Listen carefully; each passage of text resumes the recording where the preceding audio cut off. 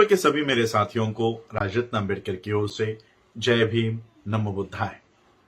आज मैं एक खास विषय लेकर आप लोगों के समक्ष आया हूं। मुझे एक वीडियो प्राप्त हुआ और ये वीडियो हम जिस यूनाइटेड नेशंस के ग्रुप पर बने हुए हैं, व्हाट्सएप ग्रुप पर, जिसमें 130 से 135 देश के प्रतिनिधि जुड़े हुए हैं, बुद्धिस्ट स्कॉलर्स जुड़े हुए हैं, भारत से भी कई लोग वहां पर जुड़े हुए हैं। मैं भी उस ग्रुप का हिस्सा हूं। उस ग्रुप में मुझे एक वीडियो प्राप्त हुआ और यह वीडियो किसी अहरे गहरे का नहीं है। यह वीडियो है इस देश के प्रधानमंत्री नरेंद्र मोदी का। यह वीडियो क्या है, यह आने वाले समय में आप लोग देखोगे, लेकिन वो वीडियो देखने से पहले मैं कुछ बातें आप लोगों को बताना चाहता हूं। आप सभी लोग जानते हैं कि मैं भारत में पिछले कई सालों से बौद्ध धर्म का प्रचार प्रसार कर रहा हूं। अलग अलग राज्यों में बौद्ध धर्म के दीक्षाओं के कार्यक्रम हो रहे हैं। लोगों को जातियों से बाहर निकालकर केवल और केवल बौद्ध पहचान उनकी कराने का काम हम भारत में कर रहे हैं और उनकी ये जो बौद्ध पहचान है, ये अंतरराष्ट्रीय स्तर पर लेकर जाकर इन लोगों को अंतरराष्ट्रीय स्तर पर जोड़ने का काम भी मैं कर रहा हूं। 2017 साल में मैं the Buddhist society of India, भारतीय बौद्ध महासभा, जो डॉक्टर बाबा साहब अंबेडकर जी ने 1954 को स्थापन की है, इस संस्था का मैं राष्ट्रीय अध्यक्ष बना, ट्रस्टी चेयरमैन के रूप में मैं काम कर रहा हूं। और सबसे पहले काम मैंने ये किया कि डॉक्टर बाबा साहब अंबेडकर जी ने ये जो संस्था बनाई है, इसका उगम, इसका जन्म हुआ है वर्ल्ड फेलोशिप ऑफ बुद्धिस्ट के तीसरे कॉन्फ्रेंस में। 1954 में यह कॉन्फ्रेंस हो रही थी। 1954 में जब बाबा साहब वर्ल्ड फेलोशिप ऑफ बुद्धिस्ट के कॉन्फ्रेंस में गए और वर्ल्ड फेलोशिप ऑफ बुद्धिस्ट के कॉन्फ्रेंस में जब 128 देशों के लोग वहां पर उपस्थित थे, तब बाबा साहब को लगा कि एक संगठन बनाया जाए जो इन देशों से, बौद्ध राष्ट्रों से जुड़कर मिलकर काम करे और भारत के बौद्धों की एक स्वतंत्र व्यवस्था खड़ी करने का काम the Buddhist society of India, भारतीय बौद्ध महासभा के माध्यम से हो।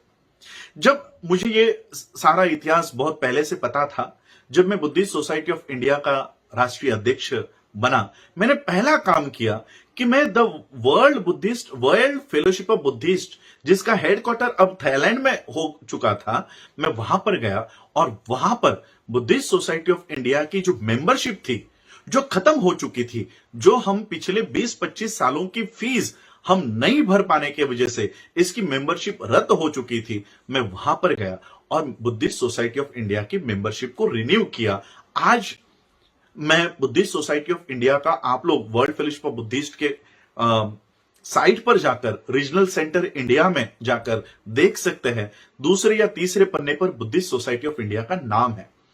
और इस सोसाइटी को, बुद्धिस्ट सोसाइटी ऑफ इंडिया के मेंबरशिप को पुनर्जीवित करने के बाद जब जापान में मुझे अपनी बात रखने का मौका मिला, तब मैंने भारत के लिए, भारत में बौद्धों की व्यवस्था के लिए अपनी यूनिवर्सिटी की मांग की कि जिस देश में 17 से 18 विश्वविद्यालय हुआ करते थे, आज उसी देश में बौद्धों की एक छोटी सी स्कूल तक नहीं बची है। एक स्कूल तक हमारे पास नहीं है। मैंने वर्ल्ड फेलोशिप ऑफ बुद्धिस्ट के मंच से यह मांग की कि हमें आपके पैसे नहीं चाहिए, आपके बुद्धा की बड़ी बड़ी स्टैच्यूज नहीं चाहिए, हमें आपके बौद्ध, जैसे थाईलैंड के, श्रीलंका के बौद्ध विहार होते हैं, हमें वो विहार नहीं चाहिए, लेकिन हमें यूनिवर्सिटी चाहिए, एक बुद्धिस्ट यूनिवर्सिटी चाहिए। और तब उन्होंने मेरे इस प्रपोजल को जब सराहा, 128 देशों के लोगों ने मेरे प्रेजेंट किए हुए पेपर को जब उन्होंने मुझसे मांगा, और दूसरे दिन वर्ल्ड फेलोशिप ऑफ बुद्धिस्ट के स्टैंडिंग कमेटी के सेक्रेटरी पद पर मुझे वहां पर चुना गया। मैं ये सारी बातें इसलिए बता रहा हूं क्योंकि भारत के जो लोग हैं, अनुसूचित जाति के लोग, जो बाबा साहब के रिजर्वेशन के वजह से IAS, IPS, doctor, engineer, lawyer बन गए हैं, वो बौद्ध धर्म की ओर मुड़ना नहीं चाहते। अनुसूचित जाति के लोग, चाहे वो चमार हो, चाहे वो वाल्मीकि हो, चाहे वो महार महाराष्ट्र का हो, चाहे वो महाराष्ट्र का मातंग हो, वो बाबा साहब के दिए हुए हक और अधिकार को एंजॉय तो करना चाहता है, लेकिन हिंदू धर्म को छोड़ना नहीं चाहता, वो बौद्ध धर्म की ओर आना नहीं चाहता। मैं आपको एक किस्सा बताना चाहता हूं। उत्तर प्रदेश में सहारनपुर में हमारे बौद्ध धर्म के दीक्षा का कार्यक्रम हो रहा था। मैं किसी लीडर का नाम नहीं लेना चाहता, लेकिन उस कार्यक्रम में हमने एक उभरते लीडर को इनवाइट किया था कि आप भी हमारे मंच पर आए।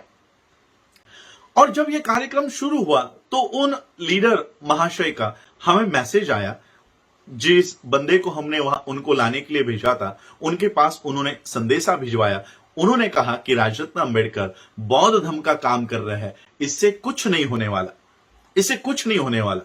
बाबा साहब अंबेडकर जी ने उन्होंने उनके जीवन में महान काम किए हैं, महान कार्य किए हैं, लेकिन उनसे एक ही गलती हो गई।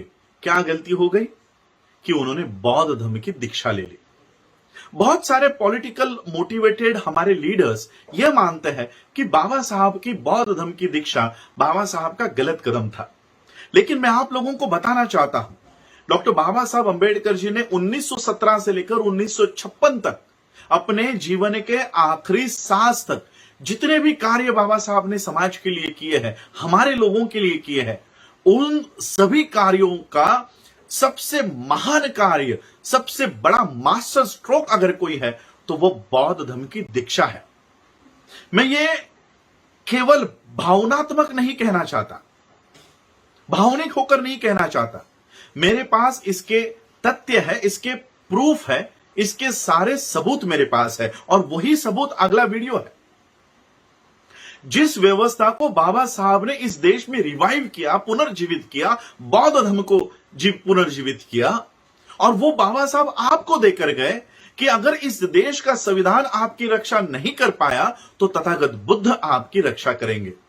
लेकिन हमारे लोग उस बुद्ध को देखना ही नहीं चाहते, उस बुद्ध की ओर मुड़ना नहीं चाहते। जिस बुद्धिज्म को बाबा साहब आपको देकर गए, आज वो बुद्धिज्म की ओर हम नहीं मुड़ रहे हैं। और जो लोग इस देश को हिंदू राष्ट्र बनाना चाहते हैं, जो लोग इस देश में ब्राह्मणवाद को फैलाना चाहते हैं, ऐसे लोग विश्व में जाकर अपने आप को बौद्ध साबित कर रहे हैं। बौद्ध होना था आपको, बाबा साहब ने बौद्ध बनाया आपको, लेकिन उस बौद्ध धर्म का सारा फायदा, मिसयूज कहो, ये सारी ब्राह्मणी व्यवस्था अपने पास लेकर जा रही है। 2018 के वियतनाम के कॉन्फ्रेंस को मैंने फेसबुक लाइव पर दिखाया आप लोगों को। भारत की ओर से बौद्ध धर्म का नेतृत्व कौन कर रहे थे? हम लोग यहां पर लड़ते रहते हैं कि मैं बड़ा नेता या तू बड़ा नेता, हम लोग आपस में यहां पर लड़ रहे हैं। और भारत के बाहर बौद्धों का नेतृत्व कौन कर रहा है? जनेऊ धारण किया हुआ इस देश का, भारत का उपराष्ट्रपति वेंकैया नायडू। अगर गलत आपको लग रहा है, झूठ लग रहा है, तो मेरे फेसबुक पेज पे जाकर 2018 का वियतनाम का वीडियो देख लीजिए। 2018 में यूनाइटेड नेशंस के बुद्धिस्ट कॉन्फ्रेंस में भारत का उपराष्ट्रपति बौद्धों की बात वहां पर रखता है। जो व्यवस्था बाबा साहब हमको देकर गए, हम उस व्यवस्था की ओर मुड़कर नहीं देखना चाहते, और उस व्यवस्था को नायडू, तिवारी, त्रिपाठी, शर्मा, ये लोग हाईजैक करके लेकर जा रहे हैं। अब ये वीडियो देखिए। नमो बुद्धाय। आप सभी को धम्म चक्र प्रवर्तन दिवस और आषाढ़ पूर्णिमा की बहुत बहुत शुभकामनाएं। बुद्ध के मार्ग पर चलकर ही बड़ी से बड़ी चुनौती का सामना हम कैसे कर सकते हैं, भारत ने ये करके दिखाया है। बुद्ध के सम्यक विचार को लेकर आज दुनिया के देश भी एक दूसरे का हाथ थाम रहे हैं, एक दूसरे की ताकत बन रहे हैं। यह वीडियो किसी और का नहीं, भारत के प्रधानमंत्री का वीडियो है। यह भारत के किसी चैनल पर नहीं दिखाया गया है, किसी भी भारत के न्यूज चैनल पर नहीं दिखाया गया, किसी भी न्यूज़पेपर ने नरेंद्र मोदी जी की कोई स्टेटमेंट इस बारे में नहीं छापी है, लेकिन यह वीडियो प्रसारित किया गया है यूनाइटेड नेशंस के ग्रुप पर, संयुक्त राष्ट्र के ग्रुप पर। और इस वीडियो में भारत का प्रधानमंत्री बौद्ध धर्म की तारीफ कर रहा है।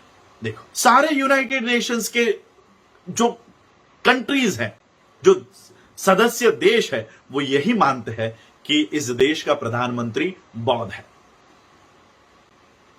ये वीडियो देखने के बाद हम लोगों को ये समझ जाना चाहिए कि हम लोग बौद्ध धर्म की ओर नहीं मुड़कर अपना कितना बड़ा नुकसान कर रहे हैं।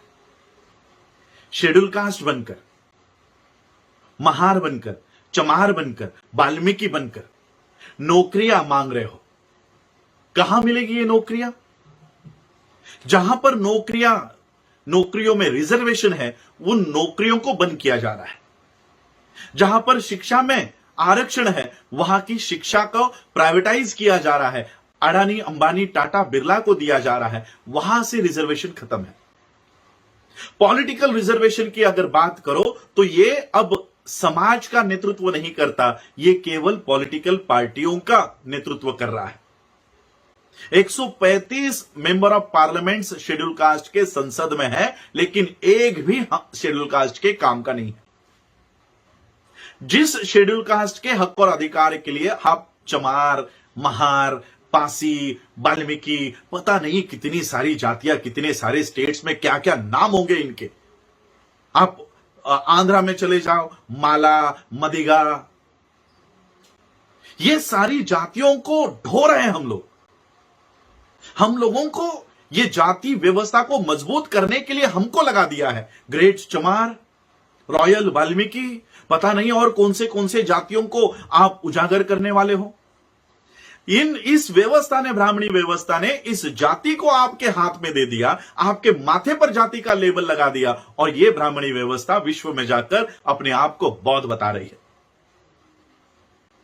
इस शेड्यूल कास्ट के रिजर्वेशन से नौकरियां मांगने के बजाय, एजुकेशन मांगने के बजाय, मेंबर ऑफ पार्लियामेंट बनाने के बजाय, अगर हम बौद्ध बनते हैं तो ये नौकरियां हम दे सकते हैं, जनरेट कर सकते हैं।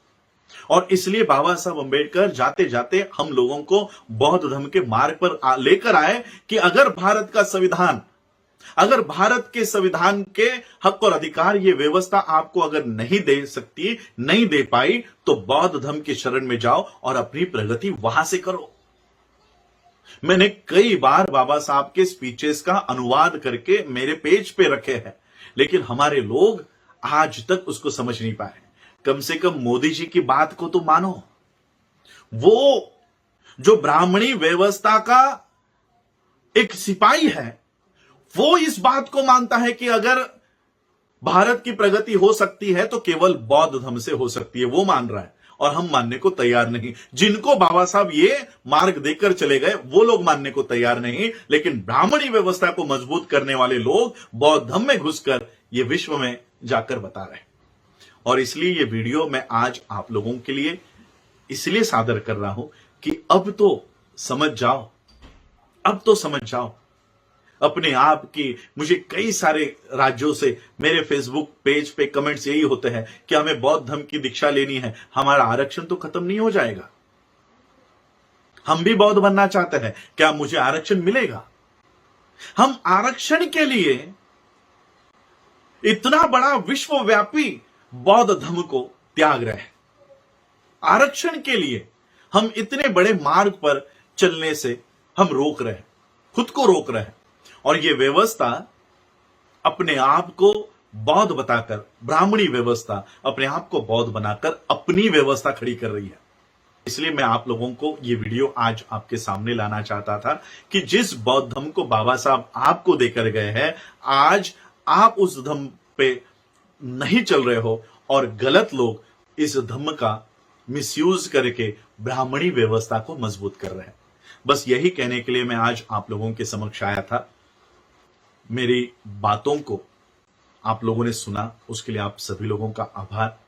जय भीम, जय भारत, जय बुद्ध। अगर आप चाहते हैं गरीब हर वंचित इंसान की आवाज आप तक पहुंचे तो हमारे चैनल को सब्सक्राइब करें और बेल आइकन का बटन दबाना ना भूलें। देखते रहिए बहुजन न्यूज।